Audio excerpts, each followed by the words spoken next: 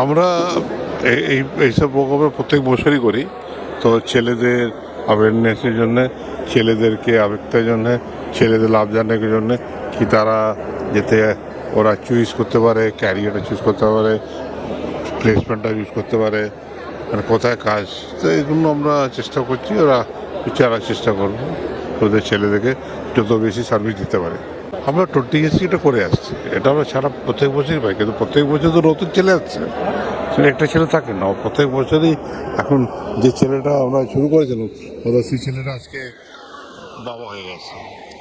Actually আবার 22 years this এটা আমরা করে যাচ্ছি।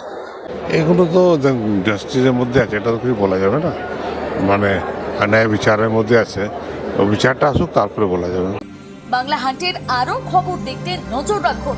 বাংলা খবর মানেই বাংলা হান্ট।